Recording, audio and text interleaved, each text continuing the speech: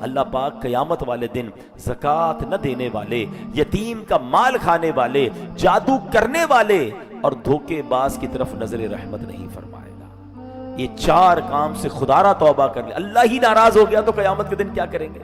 ایک اور جگہ حدیث پاک میں آتا ہے ثلاثۃ لا يدخلون الجنہ، 3 قسم کے لوگ جنت میں داخل نہیں ہوں گے۔ سب نے جانا ہے نا جنت میں، اب چیک کرو ان 3 میں ہم تو نہیں۔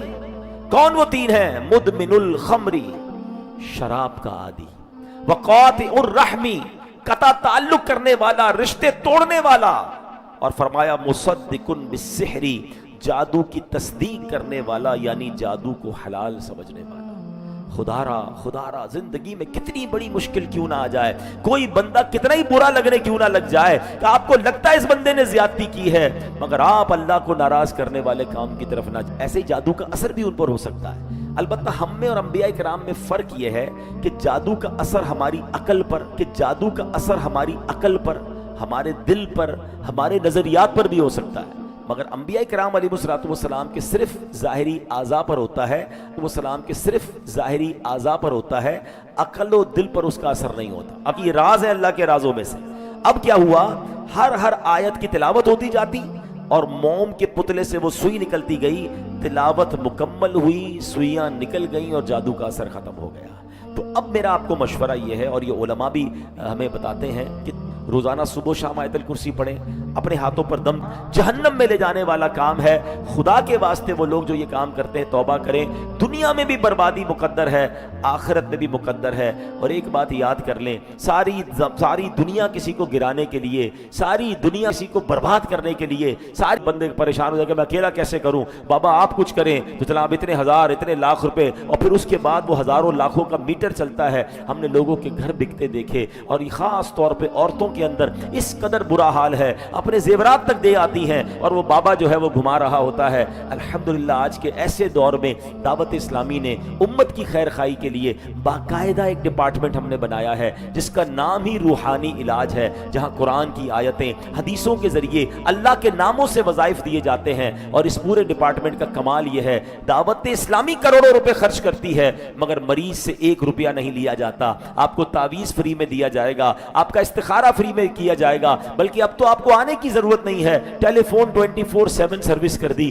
دنیا بھر سے کال کر کے لوگ اپنا استخارہ کراتے ہیں، اپنے لیے تعویذ اور روحانی علاج کرواتے ہیں، کاٹ کروا لیتے ہیں۔ بلکہ کمال کی بات یہ ہے، چونکہ ماڈرن زمانہ ہے، ماڈرن ٹول کو دعوت اسلامی یوز کرتی ہے، آپ چاہیں تو آن لائن روحانی علاج اینڈ استخارہ اس نام سے ایپلیکیشن بنا دی گئی ہے کہ آپ اپنی ایپلیکیشن پر بیٹھے بیٹھے اپنا استخارہ کروا لیں، اپنا جو ہے وہ جو بھی وظیفہ چاہیے، اور اس میں بہت سارے وظائف پہلے ہی لکھے ہوئے ہیں کہ جناب روزی کے لیے وظیفہ کون سا ہے، اولاد کے لیے کون سا ہے، پریشانی کے لیے کون سا، جو آپ سفر پر جا رہے ہیں کون سا وظیفہ پڑھنا ہے، وہ سارے وظیفے موجود ہیں۔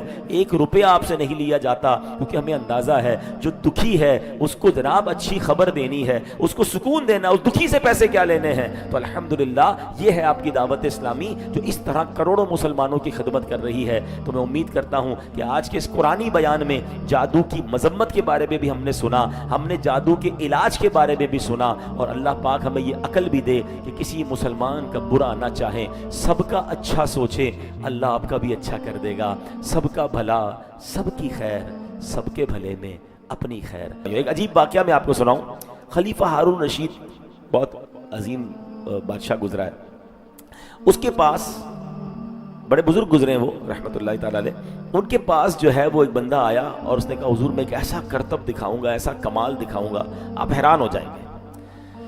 پرمیشن دی گئی، اس نے کیا کیا کہ ان کے صحن میں ایک سوئی گاڑی اور دور چلا گیا، اور دور سے اس نے دوسری سوئی پھینکی جو پہلی سوئی کے ناکے میں سے نکل گئی، یعنی اس کا نشانہ اتنا پرفیکٹ تھا کہ سوئی کا ناکا تو بہت چھوٹا سا ہوتا ہے نا، یعنی ایک سوئی دور ہے اور دور سے پھینک کے سوئی اس نے سے گزار دی۔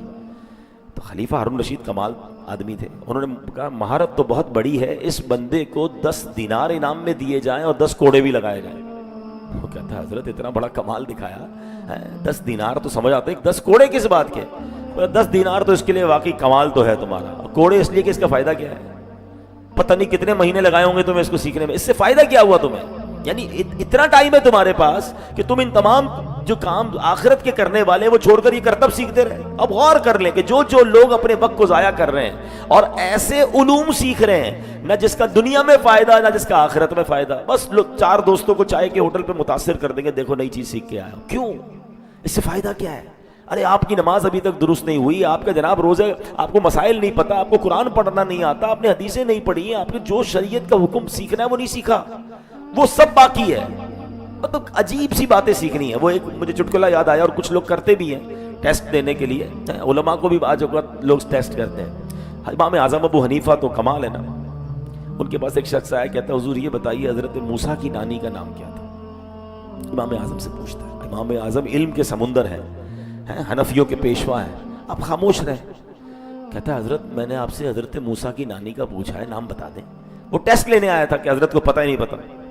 3 بار سوال کیا، امام اعظم خاموش رہے. جب 4تھی بار سوال کے اندر فرمایا بیٹا نہیں، ہاں اس نے جب سوال کیا نا حضور حضرت موسیٰ کی نانی کا نام کیا؟ آپ نے کہا بیٹا وضو کے 4 فرائض ہیں. کہا حضرت موسیٰ کی نانی کا نام کیا ہے؟ آپ نے کہا بیٹا وضو کے 4 فرائض ہیں. کہتا حضرت امام موسیٰ کی نانی پوچھ رہا ہوں، آپ مجھے وضو کے فرائض بتا رہے ہیں. تو کیا کمال کا جواب دے. کہا بیٹا قیامت کے دن تجھ سے یہ سوال نہیں ہوگا کہ موسیٰ کی نانی کا نام کیا ہے، تجھ سے یہ سوال ہوگا کہ وضو کیسے کرنا تھا، نماز صحیح پڑھی کہ نہیں. جو فرض علوم ہے وہ سیکھو نا. اب سارے ہم غور کر لیں کہ جو ہماری بحثیں ہیں، ہمارا جو وقت ہے وہ کن کاموں میں صرف ہو رہا ہے. کیا وہ پروڈکٹیو ہے؟ کیا اس سے میری دنیا اور آخرت کی بہت ساری چیزیں پینڈنگ ہیں جو سیکھنی ہیں، جس سے ہمارے پرابلم آ رہے ہیں، اس کا ٹائم نہیں اور فضول علم سیکھنے میں لگے گا. انہی میں ایک معاذ اللہ جہنم میں لے جانے والا کام جو ہے وہ جادو ٹونا ہے، جس میں کچھ بدبخت اس علم کو سیکھتے ہیں جو اپنی آخرت بھی برباد کر رہے ہیں، دوسروں کی برباد کرتے ہیں، اور کچھ وہ ہیں جو ان کے پاس جا کر یہ کام کرواتے ہیں. تو اے میرے پیارے اسلامی بھائیوں، اب بے فائدہ علم نہ سیکھنا نبی پاک کی دعائیں ہیں. اللہ کرے یہ دعا میں یاد ہو جائے. اللہ کے حبیب دعا فرماتے اللہم انی اعوذ بک من علم لا ینفع. اے اللہ پاک میں تیری پناہ چاہتا ہوں ہر ایسے علم سے جس کا کوئی فائدہ نہ ہو. اس سے یہ بھی پتہ چلنا کہ ہر علم فائدے مند نہیں ہوتا. اور آگے دعا کی، ایک حدیث پاک میں ہمیں حکم دیا صلو اللہ علما نافعا وتعوذوا باللہ من علم لا ینفع. آقا فرماتے اللہ پاک سے فائدہ مند علم مانگا کرو، بے فائدہ علم سے اللہ پاک کی پناہ چاہو. آپ نے بچپن سے ایک دعا سنی ہوگی، اسکول میں بھی لکھی تھی، ربی زدنی علما نافعا. بھائی اے اللہ علم میں اضافہ فرما. یہ دعا کیوں نہیں کرتے تھے ہم؟ اے اللہ نفع والے علم میں اضافہ فرما. اللہم رب زدنی علما نافعا. غلط علم بھی آتا ہے. اب اس کو سوشل میڈیا کے زمانے سے سمجھیں. اب آپ سوشل میڈیا پہ بیٹھ جائیں، برازیل میں یہ ہو رہا ہے، ارجنٹائن میں یہ ہو رہا ہے، فلاں جگہ گاڑی کا ایکسیڈنٹ ہو گیا، فلاں جگہ ٹرین کا پرابلم ہو گیا، فلاں جگہ مارکیٹ ڈاؤن ہو گئی. اس علم سے مجھے کیا فائدہ ہے؟ دماغ منتشر ہوتا رہے گا، عجیب عجیب خبریں آتی رہیں گی. آج کل اس پر باقاعدہ اسٹڈی ہو رہی ہے، the tsunami of information. یعنی آپ کے دماغ میں اتنی انفارمیشن آ رہی ہے کہ آپ پریشان نظر آتے ہیں جس کی ضرورت نہیں. مجھے بتائیں نا، ایک کپڑے کے تاجر کو یہ کیوں معلوم کرنے کی ضرورت ہے کہ آج لوہے کا دام کیا ہے؟ لیکن چونکہ سوشل میڈیا ہے، دنیا بھر کی خبر آئے گی. میں نے ہر 10-20 سیکنڈ کے بعد ریل چینج کرنی ہے، ایک نئی خبر، ذہن الگ منتشر، دماغ الگ ٹینشن میں. ارے بھائی مجھے اپنے گھر بار کو، اپنے کاروبار کو، اپنی ذات کو، اپنی صحت کو، اپنی آخرت کو دیکھنا ہے. اس گلی کا پتہ کیوں پوچھنا ہے جہاں جانا نہیں ہے؟ لیکن نہیں، ٹائم بھی تو ہے، بہت ہے نا ٹائم، ساری رات بھی تو گزارنی ہے. اب وہی موبائل ہے جو مجھے دنیا بھر کی خبریں دے رہا ہے، اچھی بھی دے رہا ہے، بری بھی دے رہا ہے، انفارمیشن اچھی بھی ہے، غلط بھی ہے. اس علم کا کوئی فائدہ نہیں ہے. دماغ کیپیسٹی ہے اس کی. ایک برتن کے اندر کتنا پانی ڈالو گے؟ پانی زیادہ ڈالو گے تو کیا ہوگا؟ چھلک جائے گا نا، پریشان. یہ دماغ بھی ہم لوگوں کا پریشان ہو گیا ہے. اتنی انفارمیشن آ رہی ہے جس کی ضرورت نہیں ہے. آپ بتائیں، پہلے خبریں نہیں ہوتی تھی، سوشل میڈیا نہیں تھا، پاکستان میں کسی علاقے میں کچھ ہو گیا ہمیں کوئی ٹینشن نہیں ہوتی تھی، ہم سکون سے سوتے تھے. صبح لوگ بتاتے تھے پتہ چلا یہ ہو گیا، اچھا چلو ٹھیک ہے ہو گیا. لیکن اب چونکہ کہیں بھی کچھ ہوا فوراً جنگل کی آگ کی طرح خبر پھیلی، ہم کر کچھ نہیں سکتے، ٹینشن میں سارے آ گئے.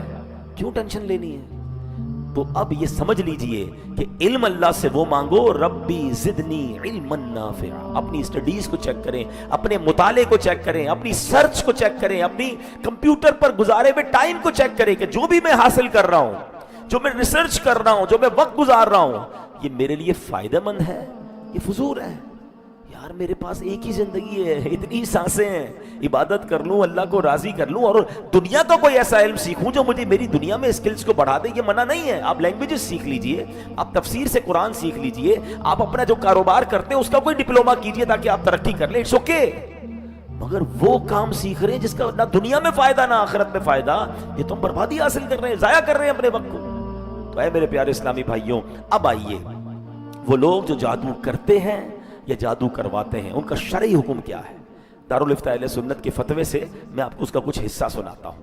کالا جادو ناجائز اور حرام بلکہ کفریہ باتوں اور کاموں پر بھی مشتمل ہوتا ہے، اس لیے کالا جادو کرنا اور کروانا سخت ناجائز و حرام، گناہ کبیرہ اور جہنم میں لے جانے والا کام ہے۔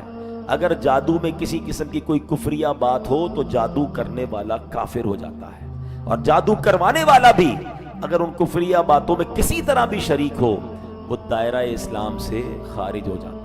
مقصد حاصل کرنے کے لیے یا حسد کی وجہ سے کہ یہ ترقی نہ کرے، اس کا رشتہ نہ ہو، اس کا گھر برباد ہو جائے، اس کا کاروبار ڈاؤن ہو جائے، اس کو فلاں ملک میں ویزا نہ ملے، یعنی سامنے والے کو نعمت مل رہی ہے، اس کو پرابلم ہو رہی ہے، اب کسی طریقے سے نعمت چھین تو نہیں پا رہا، تو اب وہ جادو کروانے کی طرف لوگ جاتے ہیں۔ جادو کرنے والا، کروانے والا، سب پر خدا کی کیسی لعنت ہے، ابھی آپ آگے سنیں گے۔ تو اے میرے پیارے اسلامی بھائیوں، یہاں ایک اور بات سمجھنی ہے کہ ہر علم فائدہ مند نہیں ہوتا۔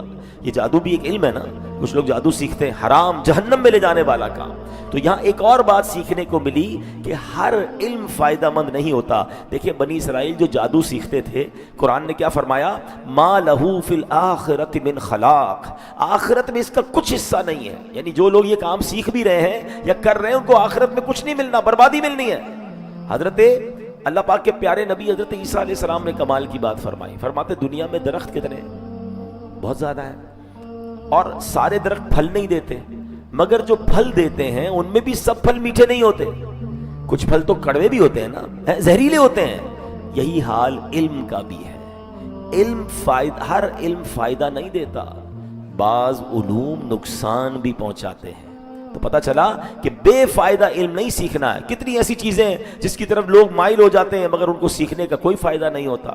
مثلا لوگ گانوں کے سر تال سیکھ رہے ہوتے ہیں، گانوں کی جناب وہ پریکٹس کر رہے ہوتے ہیں، میوزک سیکھ رہے، کیا فائدہ ہے اس کا؟ حرام۔ اگر اس سے روزی بھی ملے گی تو حرام، لیکن لگے ہوئے ہیں پورا صبح سے شام تک ریاض کر رہے ہیں۔ کیا کر رہے ہو بھائی؟ وہ کلاسیکل سیکھ رہا ہوں تو فلاں ہارمونیم سیکھ رہا ہوں۔ یہ کون سا علم ہے جو تمہارا وقت بھی برباد کر رہا ہے، تمہاری آخرت بھی برباد کر رہا ہے؟ اچھا کچھ لوگ ناول ڈائجسٹ پڑھیں گے، گھنٹوں گزر جائیں گے اس کے ساتھ، فائدہ تو کوئی نہیں ہوا، وقت ضائع ہوا، بعض اوقات دماغ بھی منتشر ہو جاتا ہے۔ یوں ہی مختلف قسم کے کرتب سیکھتے ہیں، آج کل وہ جادو کی ٹرکس سکھائی جاتی ہیں، بے شک اس میں جادو کہہ کر نہیں ہو رہا ہوتا لیکن میجک ٹرکس کر کے کر رہے ہوتے ہیں، اور جناب اس کے کورسز کرتے ہیں، لوگ پیسے دیتے ہیں، فضول۔ یعنی کتنا سارا فرض علم سیکھنا باقی ہے، وہ اس کی فکر نہیں ہے، اور یہ الٹی چیزیں سیکھ رہے ہیں اور اس میں پیسے بھی ضائع کر رہے ہیں، برباد کر رہے ہیں۔ نہیں میرے پیارے اسلامی بھائی۔